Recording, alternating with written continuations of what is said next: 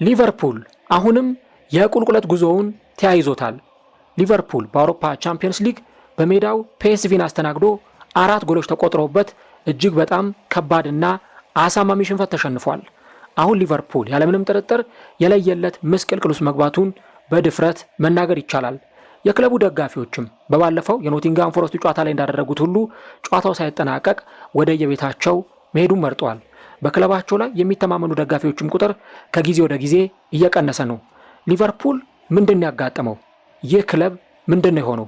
በተከታታይ ጨዋታዎችስ ላይ ክለቡ እየተሸነፈ ያለው ለምንድን ነው?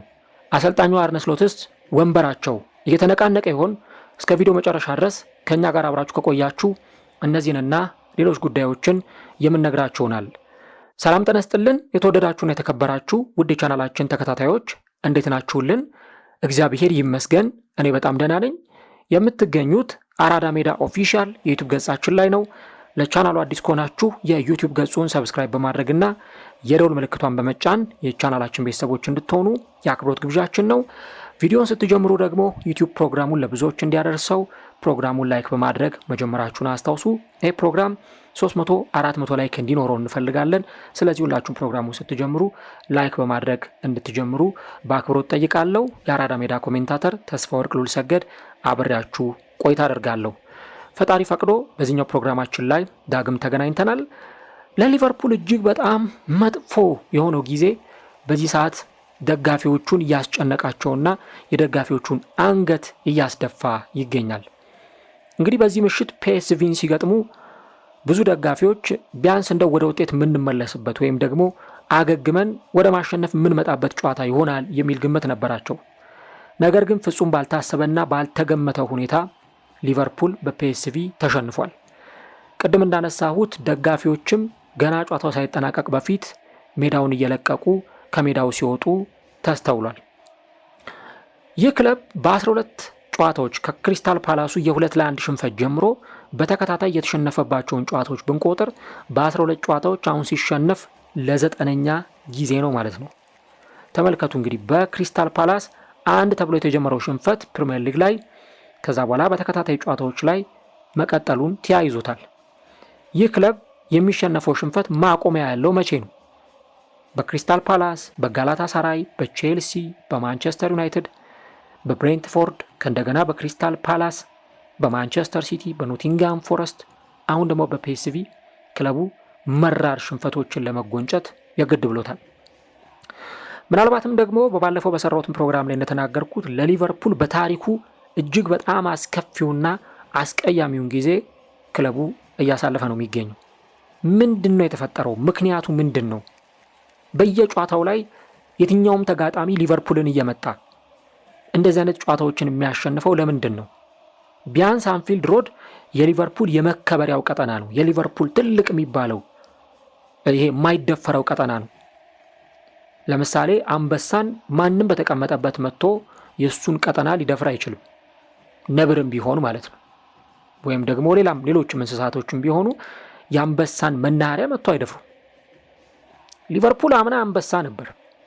ኢቭን ያለፉትን ዓመታት በየርገን ክሎፕ ስር አሰልጣኝ አርነ ስሎት ወደዚህ ክለብ ከመምጣታቸውን በፊት ቢሆን ሊቨርፑል እንደው የሆነ የውጤት መንገጫገጭ እንኳን ቢያጋጥመው አንፊልድ ሮድ ላይ ግን እንደዚህ አይነት አሰቃቂ ሽንፈት ሲሸነፍ ማየት እንግዳ ነገር ነው። ባለፈው ሳምንት በኖቲንጋም ፎረስት በፕሪሚየር ሊግ እዚሁ ሜዳ ላይ 3 ጎሎች ተቆጥረውበት ክለቡ ተሸነፈ።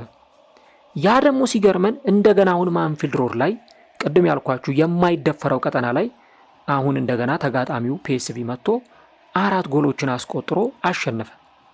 አሁን ይህን እንዲህ ነው ብሎ ለማብራራት ራሱ አሁን የጨዋታው አቀራረብ እንዴት ነበር፣ ጨዋታው ላይ ምን ነገሮች ነበሩ የሚለውን ነገር ለመግለጽ ራሱ እጅግ በጣም የሚከብድ ጉዳይ ነው። በዚህ ጨዋታ ላይ ሊቨርፑል ቢያንስ አሸንፎ ወደ ማሸነፍ ሜንታሊቲ ሊመለስ እንደሚችል ሲገመት የነበረው ያ ነበር። ግን የሆነው ደግሞ ፍጹም ከዛ ተቃራኒ የሆነው ጉዳይ ነው። ምናልባት የሊቨርፑል ደጋፊዎች አሁን ሲዝኑን ስኪፕ አድርገው ማሳለፍ ቢችሉ፣ በቃ ወደ ቀጣዩ ሲዝን መሻገር ቢችሉ፣ ይሄን ዓመት እንዳልተፈጠረ ቢረሱት ሁሉ በጣም ነው ደስ የሚላቸው። ለምሳሌ በዚህ ጨዋታ ላይ እንግዲህ በሊቨርፑል በኩል በግብ ጠባቂነት የጀመረው ማማርዳሽቪሊ ነው። ኩርቲስ ጆንስ፣ ኢብራሂማ ኮናቴ እንዲሁ ደግሞ ቨርጂል ቫን ዳይክ ሚሎስ ኬርኬዥ፣ ሪያን ግራቨንበር፣ አሌክሲስ ማካሊስተር፣ ሞሳላ፣ ሶቦዝላይ፣ ኮዲ ጋክፖ፣ ኡጎ ኤኪቲኬ በዚህ ጨዋታ ላይ በቋሚ 11 ውስጥ የጀመሩ ተጫዋቾች ናቸው። ዛሬ ደግሞ አሰልጣኙ ራይት ባክ ላይ ኩርቲስ ጆንስን ነው ሲያጫውቱ የነበሩት አርነ ስሎት። የኢብራሂማ ኮናቴ መከላከል ከጨዋታ ጨዋታ እየባሰበት እየመጣ ነው ያለው። ሜዳ ላይ በፍጹም ተጫዋቹ ኮንሰንትሬት አድርጎ እየተጫወተ አይደለም።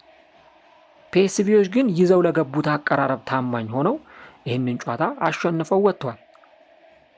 በጨዋታው ላይ ሊቨርፑል ምናልባት እንደው እኔ ጨዋታውንም ስመለከተው ነበር። በእርግጥ ግን ጨዋታውን ላልተመለከተ ሰው ቁጥራዊ መረጃው ምን ይላል? በቁጥራዊ መረጃዎች ረገድ እንደው ሊቨርፑል ምን ያክል የኳስ ቁጥጥር የበላይነት ነበረው፣ ምን ያክል ሙከራ ሞክሯል፣ ምን ያክል የጨዋታ እንቅስቃሴ ነበረው የሚለውን ብትመለከቱ እጅግ ትገረማላችሁ። ሊቨርፑል 58% ኳስ ተቆጣጥሯል። ፒኤስቪ ኳስ የተቆጣጠረው 42% ነው። ሊቨርፑል 26 ሙከራ ሞክሮ 9ኙ ኢላማቸውን የጠበቁ ነበሩ። ፒኤስቪ 9 ሞከረ፣ 6ቱ ኢላማቸውን የጠበቁ ነበሩ፣ 4ቱ ወደ ጎልነት ተቀየረ ማለት ነው። የፒኤስቪው ግብ ጠባቂ 7 ኳሶችን አድኗል። የሊቨርፑሉ ግብ ጠባቂ 2 ኳሶችን አድኗል። 11 የማዕዘን ምት ሊቨርፑል አግኝቷል። ፒኤስቪ 4 የማዕዘን ምት ብቻ ነው ያገኘው። 526 የተሳኩ ኳሶችን ሊቨርፑል ተቀባብሏል። ፒኤስቪ 280 የተሳኩ ኳሶችን ተቀባብሏል። አሁን እነዚህን ነገር ስትመለከቱ እሺ ምንድን ነው የሊቨርፑል ችግር? የበላይነት እየወሰደ ኳስ በአግባቡ እየተቆጣጠረ ዶሚኔት እያደረገ እንዴት ነው የሁሉ ጎል እየተቆጠረበት ይሄ ክለብ ሊሸነፍ የሚችለው የሚል ጥያቄ መነሳቱ አይቀርም። ለምሳሌ የመጀመሪያው ጎል ሲቆጠር ቨርጂል ቫን ዳይክ ኳስ በእጁ በመንካቱ ምክንያት የተሰጠ የፍጹም ቅጣት ምት ነው። ገና 5ኛው ደቂቃ ላይ ነው የፍጹም ቅጣት ምት የተሰጠባቸው። አንጋፋው ክሮኤሽያዊ ተጫዋች አይቫን ፔሪሲች ይህንን ኳስ በፍጹም ቅጣት ምት ወደ ጎልነት መቀየር ችሏል። በኋላ ላይ ከጥቂት ደቂቃዎች በኋላ በ16ኛው ደቂቃ ዶሚኒክ ሶቦዝላይ የአቻነቷን ጎል ለሊቨርፑል አስቆጥሮ ጨዋታው 1-1 ነበር የቀጠለው። ከረፍት መልስ ግን እንደተመለከትነው እንግዲህ ጉስቲል በ56ኛው ደቂቃ ላይ ለፒኤስቪ ጎል አስቆጠረ። ከዛ በኋላ የጨዋታው ማን ኦፍ ዘ ማች ወይም ደግሞ ኮከብ ተብሎ የተመረጠው ሞሮኳዊው ተጫዋች ኳሂብ ዴርዌች 3ኛውና 4ኛውን ጎሎች አስቆጥሮ ይህ ክለብ አሸናፊ ሆኖ ሊወጣ ችሏል ማለት ነው። አሁን እንዲህ አይነቱን ጨዋታ እንደው ሊቨርፑል እንዴት እንደዚህ ሊሸነፍ ቻለ የሚለውን ነገር ለማብራራት ራሱ በጣም ይቸግር ይመስለኛል። ምክንያቱም አምና የእንግሊዝ ፕሪሚየር ሊግን ዋንጫ ያሸነፈ ቡድን ነው። ካራቦ ካፕ ፍጻሜ የደረሰ ቡድን ነው። አምና እጅግ በጣም አሳማኝ እጅግ በጣም የሚያስገርም ሲዝንን ነበር በባለፈው ዓመት ያሳለፈው። ምናልባት ሻምፒዮንስ ሊግ በ16ቱ ጥሎ ማለፍ በፒኤስጂ ከመሸነፉ በስተቀር በጣም ምርጥ ሲዝንን ነበረ ክለቡ ያሳለፈው። ታዲያ አሁን በጥቂት ጊዜያት ውስጥ ምንድነው ሊቨርፑል የነካው? ምናልባት እኮ ካሉት ተጫዋቾች ክለቡን የለቀቁት በጣም ጥቂት ናቸው። ምናልባት ሉዊስ ዲያዝ ወይ ዳርዊን ኑኔዥ ወይ ትሬንት አሌክዛንደር አርኖልድ እነዚህን ተጫዋቾች ነው የምናነሳው። ግን ደግሞ ለለቀቁትም ተጫዋቾች ቢሆን ክለቡ ምትኮችን አላስፈረመም ወይ? ለምሳሌ አርኖልድ ሲለቅ ፍሪምፖንግን አስፈርሟል። ኑኔዥ ሲለቅ ኢኪቲኬን አስፈርሟል። ኢሳቅን አስፈርሟል። እነ ዲያዝም ሲለቁ በተመሳሳይ ያንን ነገር አድርጓል። ታዲያ ይህን ሁሉ ዝውውር የፈጸመ በዝውውር መስኮቱ ላይ በንቃት የተሳተፈ 450 ሚሊዮን ፓውንድ ገደማ ያወጣ ክለብ እንዴት ነው እንደዚህ በቀላሉ አንፊልድ ላይ ከሜዳውም ውጪ በሜዳውም ተጋጣሚዎች እየመጡ የሊቨርፑልን መከላከል አጥር እየረረማመሱ እንዴት ነው በዚህ ልክ 3 ነጥብ እየዘረፉ እያገኙ ሊወጡ የሚችሉት? ይሄ እጅግ በጣም መጠየቅ ያለበት ጉዳይ ነው። ምናልባት አሰልጣኙ አርነ ስሎት ጨዋታው ካለቀ በኋላ እንደው ስለ መሰናበት ወይም ደግሞ ስለ ስንብት የሚያሳስበኝ ነገር የለም ይበሉ እንጂ ወንበራቸው ግን የተነቃነቀ ስለመሆኑ በደንብ የሚያሳይ ነገር ነው። ምናልባት አንድ ቡድን አምና ዋንጫ አሸንፎ አምና ዋንጫ በልቶ ዘንድሮ እንደዚህ አይነት በጣም የወረደ ሲዝን ሲያሳልፍ መመልከት ሁል ጊዜ የሚያጋጥም ነገር አይደለም። አሁን ግን ሊቨርፑል በደንብ ያንን ነገር እያሳየን ይገኛል። እንደውም እኮ ነው የሚገርመኝ ክረምት ላይ ፕሪቪው ስሰራ ካስታወሳችሁ ያንን ፕሮግራም ያደመጣችሁ ታውቃላችሁ። ስናገር እንደውም ሊቨርፑልና አርሰናል ናቸው ከሌሎቹ ክለቦች የተለየ አድቫንቴጅ ሊኖራቸው የሚችለው በተለይ ከነ ሲቲ ከነ ቼልሲ አንጻር።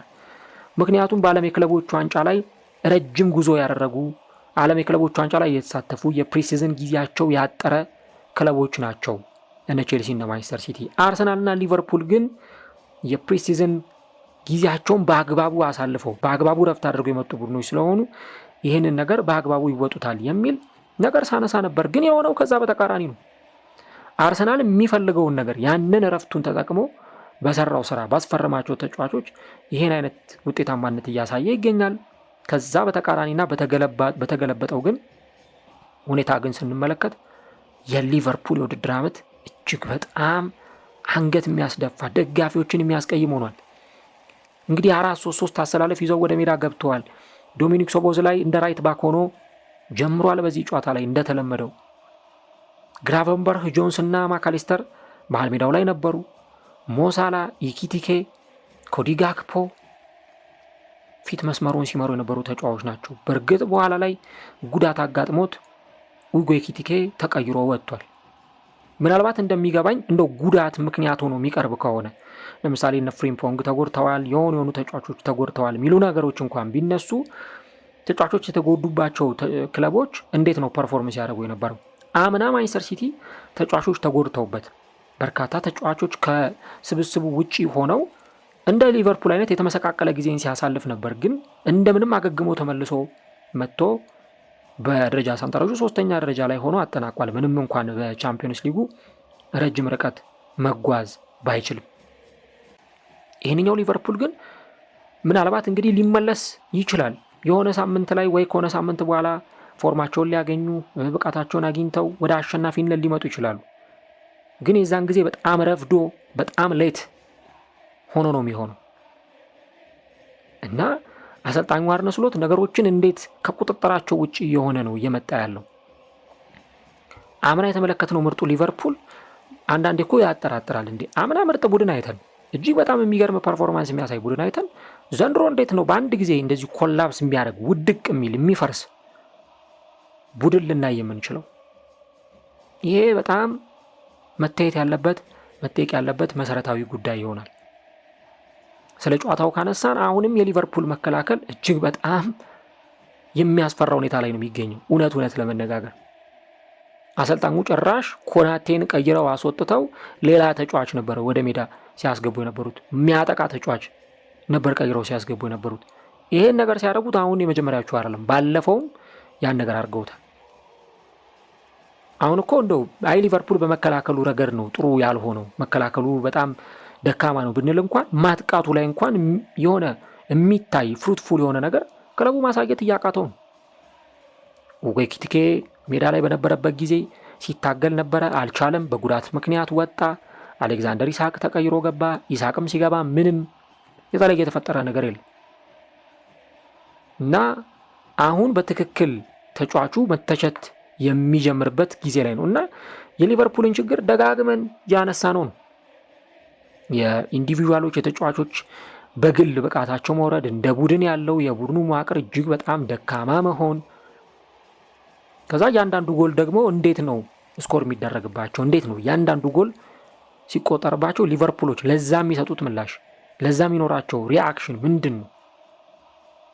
ይሄንን የፒኤስቪን ጨዋታ ለማሸነፍ ሊቨርፑል እንደው ከአቅሙ በላይ ሆኖበት ነው ወይ ሁሉም ነገር መቆጣጠር የማይችለው ኮንትሮል ለማድረግ የተቸገረበት ነገር ሆኖ ነው ወይ እነዚህ ነገሮች ሀፕን እያደረጉ ያሉት የሚለውን ነገር ማንሳት ያስፈልጋል እንጂ ምናልባት የሆነ አቬሬጅ የሚባል ቡድን ተደጋጋሚ ጊዜ ሲሸንፍ ብንመለከተው ኦኬ ዌል መካከለኛ ደረጃ ላይ የሚገኝ ቡድን ነው ወይ ደግሞ ላለመውረድ የሚጫወትን ቡድን ከሆነ ኦኬ ብለን ልናልፈው እንችላለን።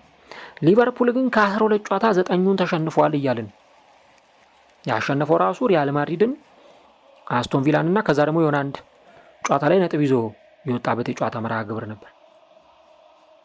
ይሄ ቡድን ውጤት ለማምጣት በሚጠበቅበት ጊዜ ላይ ውጤት የማያመጣ ከሆነ ሲዝኑን ዋጋ ይከፍላል። አሁን ቻምፒየንስ ሊግ መድረክ ላይ እየተጫወተ የሚገኘው ቡድን ጭራሽ ወደ ቀጣዩ ዙር ያልፋል አያልፍም የሚለው ነገር ሁሉ አጣብቂኝ ውስጥ ገብቷል በጣም አጠብቂኝ ውስጥ የገባ ነገር ነው አሁን የሊቨርፑል የማለፍም ያለማለፍም ጉዳይ። እዚህ ጨዋታ ላይ እንደተመለከትነው በጣም መሀል ሜዳው ላይ በተተረማመሰበት ጊዜ የኮዲ ጋክፖ ከግራ መስመር ላይ ይዞት የገባው ኳስ እና ግብ ጠባቂው ሴቭ አድርጎት የተተፋውን ኳስ ነው ዶሚኒክ ሶቦዝ ላይ ወደ ግብነት ሲቀይራት የተመለከትነው። ሊቨርፑል ከዋክብት ተጫዋቾች ያሉትም እንዳንል ከግብ ጠባቂ ጀምሮ እስከ አጥቂ ድረስ እጅግ በጣም የሚያስገርሙ ወረቀት ላይ ስትመለከቱት እንኳን ምራቅን የሚያሱጥ ስብስብ ነው ያለው። ሌላው ክለብ የኔ በሆነ ይሄ ስብስብ የኔ ቢሆን ብሎ የሚመኘው በጣም ምርጥ ተጫዋቾችን የያዘ ስብስብ ነው። ሁለት ጥሩ ግብ ጠባቂዎች አሉት። ቢያንስ ልምድ ያላቸው ተከላካዮች አሉት፣ እነ ቫንዳይክ እነ ኮናቴም ቢሆን ሌሎች የምናነሳቸው ተጫዋቾች እንጂ ፒኤስቪ እዚህ ጨዋታ ላይ በጣም ብዙ ሙከራ ሞክሮ ወይ ደግሞ ተደጋጋሚ ጊዜ የሊቨርፑልን ፋይናል ሰርድ በመጎብኘት ምናምን አይደለም ይህንን ጨዋታ ያሸነፈው። የሆኑ የግብ ዕድሎችን ፈጠሩ። እነዛን የፈጠሯቸውን የግብ ዕድሎች ደግሞ ኮንትሮል ለማድረግ ሊቨርፑሎች አልቻሉም ነበር። ክፍተቱን ተጠቀሙበት። ምክንያቱም እንደዚህ አይነት ቡድኖች ብዙ ሙከራ መሞከር ላይ ያስፈልጋቸው ይችላል። ጥቂት ሙከራዎችን ሞክረው ጥቂት የግብ ዕድሎችን ፈጥረው ያንን የሚፈልጉትን ነገር ወደ ጎልነት ይቀይራሉ። ከዛ በኋላ የሚገጥማቸው ትልቅ ቡድን እነሱን በደንብ ጫን ብሏቸው እንዳይመጣ በደንብ እንዳያጠቃቸው ማድረግና አስፈላጊ ሆኖ ሲገኝ ደግሞ አጥራቸውን ዘግተው በመከላከል ያንን ውጤት ያስጠብቃሉ። ምናልባት ፒኤስቪ አቻ ቢወጣ ዋው በቃ እንደው በጣም በሚገርም መከላከል ይህንን ውጤት ይዘው ወጡ ብለን ልናነሳ እንችላለን። ይህንን ውጤት ይዘው ወጡት ደግሞ በጥሩ መንገድ ስለተከላከሉ ነው። አሁን እኮ ቅድም ነግሬያቸዋለሁ፣ ግብ ጠባቂው በጣም ብዙ ኳስ ነው ያዳ ነው የፒኤስቪው ግብ ጠባቂ። ለዚህ ደግሞ ስታንዲንግ ኦቬሽን የሚያስፈልገው የእግር ኳስ ተመልካቾችም ቆመው ላይ ያጨበጭቡለት የሚያስችለውን ፐርፎርማንስ አሳይቷል የፒኤስቪው ግብ ጠባቂ ኮቫር። ግን ትናንትና ወይ ከትላንት ወዲያ በነበረኝ ፕሮግራም ላይ እንዳነሳሁት ስለ ሊቨርፑል ኢቨን አሁን ፒኤስቪን እንኳን ሲገጥም ቀላል ጨዋታ አይሆንለትም ብዬ ነበር። በፍጹም ቀላል ጨዋታ አይሆንም በቃ። ምክንያቱም ፒኤስቪ ዛ ሊጉን እየመራ የሚገኝ ቡድን ነው፣ ኤር ዲቪዚዮን እየመራ የሚገኝ ቡድን ነው። በዛ ላይ ደግሞ አሰልጣኝ አርነ ስሎት ይህንን ቡድን ያውቁታል። ምክንያቱም ወደ ሊቨርፑል ከመምጣታቸው በፊት በዛ በሆላንድ ኤር ዲቪዜ ሲያሰለጥኑ የነበሩ አሰልጣኝ ናቸው። ስለዚህ የሆላንድ ኤር ዲቪዜን በደንብ ጠንቅቀው የሚያውቁ አሰልጣኝ ስለሆኑ ይህንም ጨዋታ ለማሸነፍ ኢቨን የጨዋታውን 35ኛው 36ኛው ደቂቃ ላይ እንኳን ብትመለከቱ ፒኤስቪ 100 ኳስ እንኳን በተሳካ ሁኔታ አልተቀባበለም። 100 ኳስ። ሊቨርፑል ግን ከ200 በላይ የተሳኩ ኳሶችን በነዛ ጥቂት በሚባሉ ደቂቃዎች ላይ እንኳን ሲቀባበሉ ተመልክተን ነበር። እንግዲህ ልብ በሉ፣ ኳስ በመቆጣጠር ኳሶችን በመሞከር አሁን እኮ ኦን ታርጌት ብለን ካልን በሆነ ሰዓት ላይ የሚሞከሩ ሙከራዎች ወይ ደግሞ ዝም ብሎ ግብ ጠባቂው የሚቆጣጠራቸውን ኳሶች ኦን ታርጌቶች ብለን ልንጠራቸው እንችላለን። ግን ደግሞ ክሊር ከት የሆኑ እድሎችን ተፈጥረው እነዛን ክሊር ከት የሆኑ እድሎች ሊቨርፑሎች ለምንድን ነው የማይጠቀሙባቸው? እድላቸውን በደንብ ለምን ኤክስፕሎይት አድርገው አይጠቀሙ? እግር ኳስ እኮ አሁን የዲቴል ስፖርት ነው አይደለ? በቃ የጥቃቅን ነገሮች ስፖርት ነው። ጥቃቅን ነገሮችን ተግባራዊ ማድረግ፣ እነዛን ጥቃቅን ነገሮች ወደ ውጤታማነት መቀየር ክለቦችን አሸናፊ ያደርጋል። ሊቨርፑል ግን ይሄ መከላከሉ ኢቨን ሃይላይኑን እንኳን የሚጠብቁበትን ሁኔታ ስታዩት በጣም በቀላሉ ነው መስመሩን እየጣሱ እየገቡ በተለይ በቀይ መስመር ላይ ያንን ቦታ እንደልባቸው ነው ሲረማመዱበት ሲፈነጩበት የነበረው።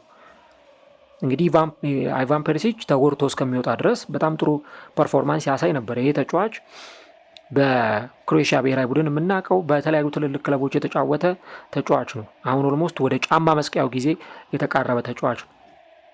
ግን ሊቨርፑል ውስጥ የሆነ በቃ መቀየር ያለበት መለወጥ ያለበት ነገር እንዳለ ብዙ ማሳያዎችን በጣም ብዙ ሁኔታዎችን እየተመለከትን ነው። እነ ኩርቲስ ጆንስ ሜዳ ላይ በጣም ቀላል የሚባሉ ሊሳሳቱ የማይገቧቸውን ስህተቶች ሲሳሳቱ ተመልክተናል። እና የክለቡን ስህተት ወደ ኋላ መለስ ብለን ስናጤ ነው የዝውውር መስኮት ላይ የሰራቸው ስህተቶች ምትክ ብሎ ያስፈረማቸው ተጫዋቾች በትክክል ለዚህ ክለብ የሚሆኑ ተጫዋቾች ናቸው ወይ? ለክለቡ አይደንቲቲ ክለቡ ከሚፈልገው ውጤታማነት አንጻር አምናኮ ፕሪሚየር ሊግን ያሸነፈ ክለብ ዘንድሮ ያንን ዋንጫ እንደሚደግም ከዛ ደግሞ ጭራሽ ሌሎች ትልልቅ የሚባሉ ዋንጫዎችን እንደሚያሸንፍ ልክ ፕሪሚየር ሊግን ሲያሸንፍ አንድ ቡድን ከዛ ደግሞ ቻምፒየንስ ሊግ ላይ ውጤታማ እንዲሆን ረጅም ርቀት እንዲጓዝ እንደነ ኤፍኤ ካፕ እንደነ ካራቦ ካፕ ላይ ውጤት እንዲያመጣ የምትጠብቁት ነገር ይኖራል። ግን ከካራቦ ካፕ በጊዜ እየተሰናበተ አሁንም ወደ ቀጣዩ ዙር በቻምፒየንስ ሊግ ያልፋል አያልፍም የሚለውንም ነገር እርግጠኛ ሆኖ መናገር የማይቻልበት ጊዜ ላይ ተደርሷል። አሁን እርግጠኛ ማንም መሆን አይችልም። ሊቨርፑል ወደ ቀጣዩ ዙር ይለፍ አይለፍ የሚታወቅ ነገር የለም። ምክንያቱም እያንዳንዱ ጨዋታ ላይ የሚያሳየው ፐርፎርማንስ እጅግ በጣም ደካማ ነው። ኢቭን በሊቨርፑል በኩል ሁለተኛው ጎል እንኳን የተቆጠረበት ሁኔታ አስታዩት በቀላሉ ከመሃል ሜዳ ጀምሮ ተጫዋቾቹን ድሪብል እያደረገ አታሎ እያለፈ ያ ሁሉ ተከላካይ ባለበት ያ ሁሉ ተጫዋች ባለበት እንዴት አማካይን ከአጥቂ ጋር የሚያገናኘው ድልድይ በተሳካ ሁኔታ ሊሳለጥና ሊቀጥል ይችላል? እና ሊቨርፑል አሁን እንግዲህ በደረጃ ሰንጠረዡ ላይ ስንመለከት ያለበትም የቻምፒየንስ ሊግ ደረጃ እጅግ በጣም አሳሳቢ የሚባል ነው። ክለቡ ከ1 እስከ 12ኛ ደረጃም ውስጥ የለበትም። እንግዲህ 13ኛ ደረጃ ላይ ነው የተቀመጠው 9 ነጥቦችን በመያዝ ከመሪው አርሰናል ጋር ያለው የነጥብ ልዩነት 6 ነው። በዚህ ደግሞ በአዲሱ የአውሮፓ ቻምፒየንስ ሊግ ፎርማት ወደ ቀጣዩ ዙር ለማለፍ የሚፈለግ ከሆነ በእያንዳንዱ ጨዋታ ላይ ማሸነፍ ብቻም ሳይሆን ቢያንስ ኤክስትራ የሆኑ ጨዋታዎች እንዳይኖሩ በቃ ኤክስትራ ጉልበት ላለማውጣት ኤክስትራ ድካም ላለመድከም ከ1 እስከ 8ኛ ያለውን ደረጃ ይዞ ማጠናቀቅ በጣም አስፈላጊ ነገር ነው። ምናልባት ሊቨርፑልን እንደተመለከትነው አምና ለምሳሌ ፒኤስጂ ከ1 እስከ 8ኛ ደረጃን ይዞ አላጠናቀቀም። በዛ ደረጃ ውስጥ አልመጣም። ጥሎ ማለፍ መጫወት ነበረበት። ማንቸስተር ሲቲ መግጠም ነበረበት። ግን ያንን ጨዋታ አድርጎ ያንን ቡድን ገጥሞ የሚፈልገውን ነገር አሳክቷል። የአውሮፓ ቻምፒየንስ ሊግ ዋንጫን አንስቷል። ከ1 እስከ 8ኛ ደረጃን ይዞ ማጠናቀቅ ቻምፒየንስ ሊግ ዋንጫን ለማሳካትና በውድድር ዓመቱ ላይ ውጤታማ ለመሆኑ ጋራንትድ የሚሆን ነገር አይደለም። እኔ ግን የሚገባኝ ነገር ክለቦች በተደጋጋሚ ጊዜ በተሸነፉ ቁጥር ተደጋጋሚ ዲፊቶች ባጋጠሟቸው ቁጥር የማሸነፍ ስነ ልቦናቸው እየተሸረሸረ ይሄዳል። አንዳንድ ተጫዋቾችም ጭራሽ በአሰልጣኛቸው ላይ ያለው እምነት በራስ መተማመናቸው በጣም ዝቅ ሲል ልንመለከት እንችላለን። ከዛ ደግሞ ሌሎች በጣም ሂዩጅ የሆኑ ፋክተሮች ወይም ደግሞ ምሳሌዎችን ማንሳት ይቻላል። ለምሳሌ አንፊልድ ሮድ በጣም በትልቅ ድባቡ የሚታወቅ ሜዳ ነው። አይደለም እንግሊዝ ፕሪሚየር ሊግ አይደለም ቻምፒየንስ ሊግ ቀርቶ በዓለም ላይ ካሉ በጣም ትልልቅ ደጋፊዎች ካሉበት እጅግ በጣም አስፈሪ ከሚባሉ አሬናዎች መካከል አንዱ ይሄ ሜዳ ነው። ለተጋጣሚ ቡድን እጅግ በጣም አስቸጋሪ የሆነ ስታዲየም ነው አንፊልድ ሮድ። ነገር ግን ኖቲንግሃምም እየመጣ 3 ጎል የሚያስቆጥርብህ ከሆነ ከዛ ደግሞ ፒኤስቪም እየመጣ 4 ጎል አንፊልድ ላይ የሚያስቆጥርብህ ከሆነ የክለቡ ህልውና የምር አሁን በሚፈለገው ልክ ነው ወይ በሚፈለገው ደረጃ ነው ወይ ያለው? በቃ ይሄንን ምላሽ መስጠት ነው አስፈላጊ የሚሆን እና ፒኤስቪን አሁን ማሸነፍ ካልቻለ እንግዲህ ፒኤስቪ ለነገሩ እኔ ከትላንትና በስቲያም ወይ ትላንትና በነበረኝ ፕሮግራም ላይ አንስቼዋለሁ። ናፖሊ ላይ 6 ጎል ያስቆጠረ ቡድን ነው። በፍጹም ይሄንን ቡድን እንዳትንቁት፣ እጅግ በጣም አደገኛ ቡድን ነው ብዬ ስናገር ነበር። ያልኩትም ነው የሆነው። በቃ በጣም በሚገርም መከላከል መዋቅር ነው የሚጫወቱት። ይሄ ለሊቨርፑል ማጥቃት የሚደናገጡ ወይ ደግሞ ሊቨርፑል በሚያጠቃ ጊዜ መደናገጥ ውስጥ የሚገቡ ተጫዋቾች አይደሉም። በጣም ጥሩ መከላከል ያደርጋሉ። ከዛ ግን አስፈላጊ ሲሆን ምክንያቱም በካውንተር አታክ የሚጫወት ቡድን 3ም 4ም አይደለም የሚችለውን ያክል ማስቆጠር ከቻለ ያን ነገር ማድረግ ይችላል። ምክንያቱም አቅማቸው በፈቀደው ልክ ስለሚከላከሉ ኢቭን ማጥቃቱ ላይ ብዙ ኢነርጂ አያወጡ፣ ከማጥቃቱ ጋር ተያይዞ ብዙ ጉልበት አያወጡ። ብቻ ግን ማድረግ የሚፈልጉት ነገር ሲኖር ማጥቃቱ ላይ ደግሞ የተሻለ ነገር ለማድረግ እቅድ ሲኖራቸው ለማጥቃት ሲፈልጉ ያንን ነገር ያደርጋሉ። አሁን ሊቨርፑል ቀጣይ ደግሞ የሚጫወተው ከኢንተር ሚላን ጋር ነው። ሌላ ከባድ ጨዋታ ደግሞ ያደርጋል። ጣሊያን ሄዶ እጅግ በጣም አደገኛ ጨዋታ ነው የሚያደርገው። እንደምታውቁት እዛ ጣሊያን ያለው የደጋፊ ድባብ የደጋፊ ስሜት የሚታወቅ ነው። ኢንተር ሚላን እንደ ፒኤስቪም አይደለም፣ ከፒኤስቪም በላይ ነው ያለው ደረጃ። ለጣሊያን ሴሬ ዋንጫ የሚፎካከር በጣም ትልቅ ሜንታሊቲ ያለው ትልልቅ ተጫዋቾች ያሉበት ስብስብ ነው። አዌ ሄዶ ከሜዳ ውጭ ሄዶ ኢንተር ሚላንን ያሸንፋል ወይ አላውቅም። እኔ ይሄን እርግጠኛ ሆኖ መናገር በጣም ይከብዳል። ኦሎምፒክ ማርሴን ይገጥማል። ኦሎምፒክ ማርሴ እንደምታውቁት ለኒውካስል ደጋፊዎች እንኳን አልተመቹም። የኒውካስል ደጋፊዎችን በአስለቃሽ ጭስ ምናምን ነው የተቀበሏቸው። አሁንም ሊቨርፑል ከሜዳ ውጪ ሲሄድ ከደጋፊው ድባብ ጀምሮ ከባባድ ነገሮችን ይገጥመዋል። ምናልባት ሊቨርፑል ከዚህ በኋላ ከሚቀሩት 3 ጨዋታዎች እንደው አንድ በቃ ደህና አይከብደውም ብላችሁ የምታነሱት ከካራባግ ጋር የሚያደርገው ጨዋታ ነው። እሱም ይክበደው አይክበደው እርግጠኛ ሆኖ መናገር አይቻልም እና ይሄ በጣም የክለቡን እልም ያለ ሜስ ውስጥ እየገባ መምጣቱ ነው። ምክንያቱም እንደ ቀልድ ነው የተጀመረው እኮ ሊቨርፑል በፓላስ ሲሸነፍ ቆይ ይመለሳል ሲባል፣ በጋላታ ሰራይ ሲሸነፍ ቆይ በቃ አሁንም ይመለሳል ሲባል እያለ አሁን ይኸው 9ኛው ሽንፈት ላይ ሊቨርፑል ደረሰ። በተከታታይ ካረጋቸው ጨዋታዎች ማሸነፍ አልቻለም። ኢንተርናሽናል ብሬክ ሲመጣለት አይ በቃ ከኢንተርናሽናል ብሬክ መልስ ሊቨርፑል ተሻሽሎ ይመለሳል ሲባል ነበር። ግን ያንንም ማድረግ ለዚህ ቡድን እጅግ በጣም ከባድ ሆኗል። ሌላው ደግሞ ለሊቨርፑል እጅግ በጣም አስቸጋሪ የሆነው ነገር ሊቨርፑል በየጨዋታው ላይ ጎል የሚገባበት ቡድን መሆኑ ነው። እኔ ዘንድሮ ሊቨርፑል ካደረጋቸው 18 ምናምን አካባቢ ጨዋታዎች 1 ወይ 2 ጌም ነው ማስታወሰው ሊቨርፑል ጎል ሳይገባበት ይወጣው። አንድ የአርሰናልን ጨዋታ እናስታውሳለን። ከዛ ቀጥሎ ከበርንሌ ጋር የተደረገውና በሞሳላ የፍጹም ቅጣት ምት ጎል ያሸነፉበትን። በቃ ከዛ ውጪ ሊቨርፑል ኮምፕሊት በሁሉም ጨዋታዎች ላይ ከመጀመሪያው ከመክፈቻው የቦርንመዙ ጨዋታ ጀምሮ ተከታታይ እስከመጡ ጨዋታዎች ድረስ ብንመለከት ሊቨርፑል ጎል የማይቆጠርበት ሊቨርፑል ላይ ጎል ሳንመለከት የምንወጣበት ጨዋታ አለ ለማለትም ይከብዳል። ምናልባት ቅድም እንዳነሳሁት እነዛን 2 ጨዋታዎችና ከዛ ከአስቶን ቪላ እና ከሪያል ማድሪድ ጋር የተደረጉትን ጨዋታዎች ነው አዲሽናል አድርገን ልናነሳ የምንችለው። ሊቨርፑል ቀድሞ ጎል ይገባበታል። አሁን ደግሞ አዲስ ያመጣው ልማድ ቀድሞ ጎል ይገባበታል። የትኛውም ተጋጣሚ ከማንቸስተር ሲቲ ጋር ሲጫወት ለምሳሌ ቀድሞ ጎል ሲገባበት አይተናል። እንዲሁ ደግሞ በተለያዩ ሁኔታዎች ላይ ቀድሞ ጎል የሚቆጠርበት ቡድን መሆኑን እየተመለከትን ነው። ከኖቲንጋም ጋር ቀድሞ ጎል ገብቶበታል። አሁን ጎል ሲገባበት አይተናል። ከክሪስታል ፓላስ ጋር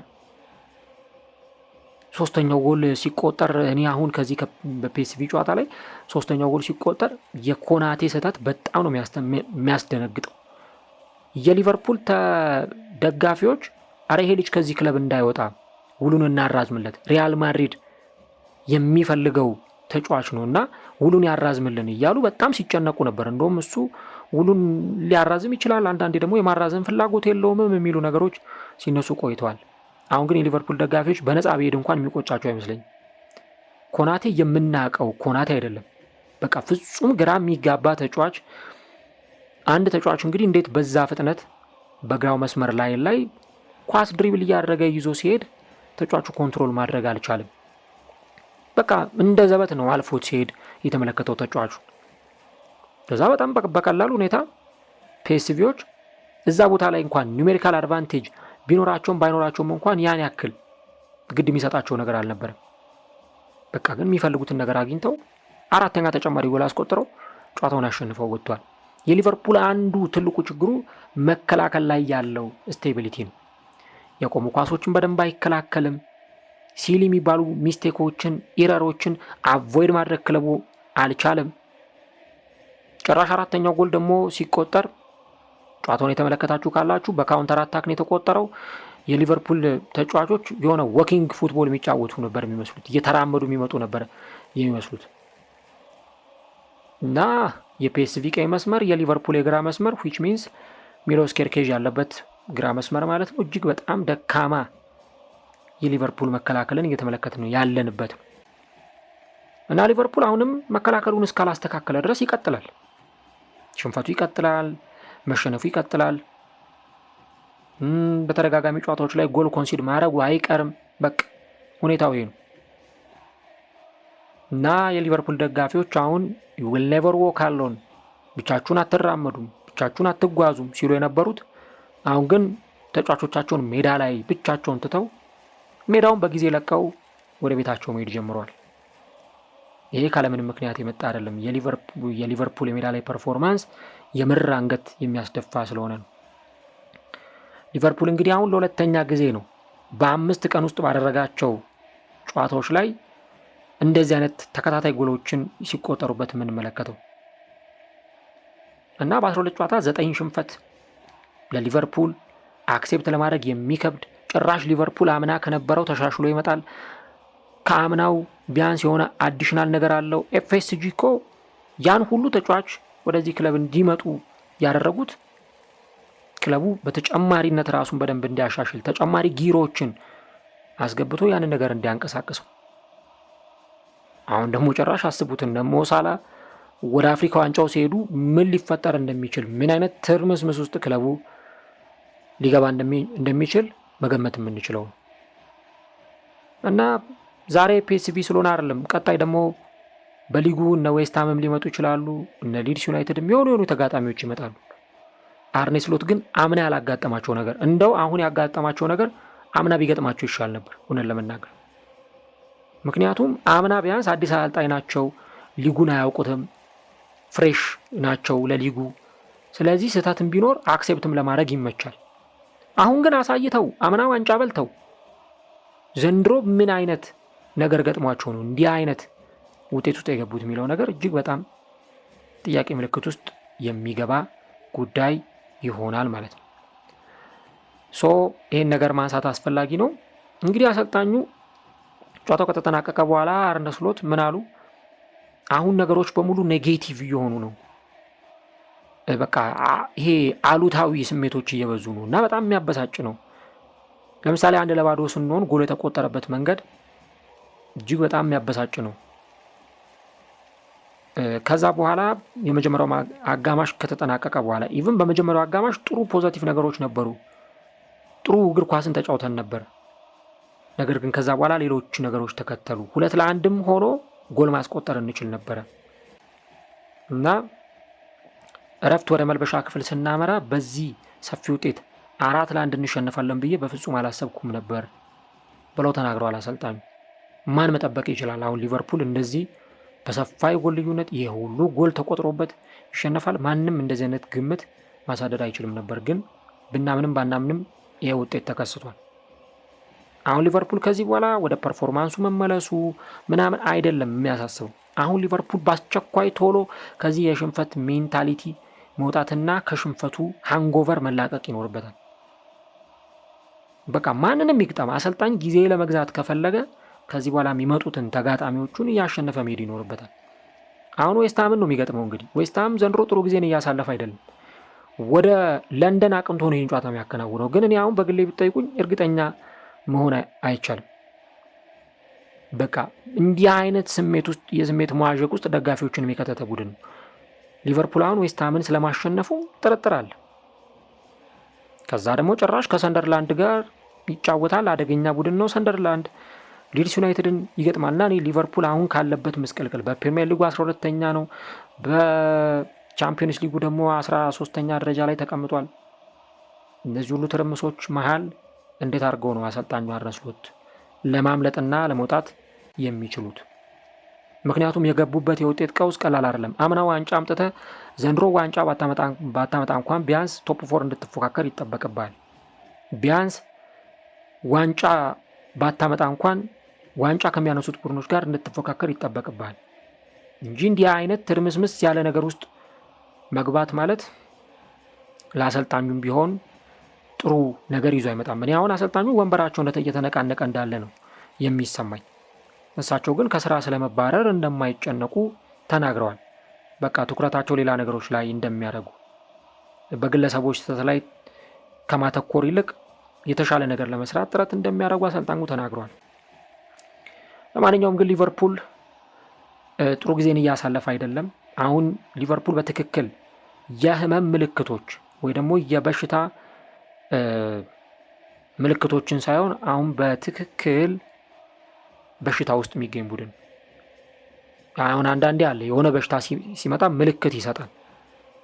ማሳል፣ ትኩሳት ምናምን እያለ የምንጠቅሳቸው አሁን ሊቨርፑል ሁሉም ምልክቶች ታይተውበት አልቋል። ከዚህ በኋላ መከላከሉ ጥሩ አይደለም። በየጨዋታው ጎል የሚቆጠርበት ቡድን ነው። ጎል ለማስቆጠር የሚችል ቡድን አይደለም።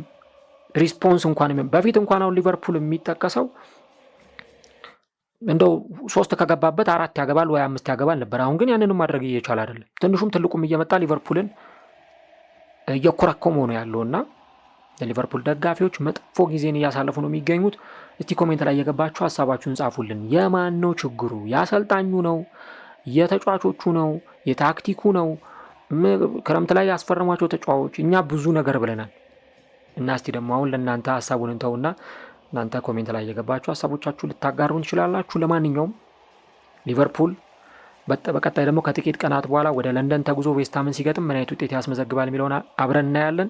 ሊቨርፑል ግን ምናልባትም ከብሬንዳ ሮጀርስ በኋላ አሁን እጅግ በጣም አስከፊውን ጊዜ እያሳለፈ ነው የሚገኘው።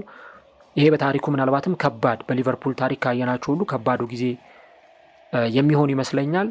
አሁን የሊቨርፑል ደጋፊዎች ጀርገን ክሎፕን በመናፈቅ ውስጥ ቀጣዩን ጊዜ በፍርሃትና በስጋት ውስጥ ሆነው የሚጠባበቁ ይሆናል ማለት ነው።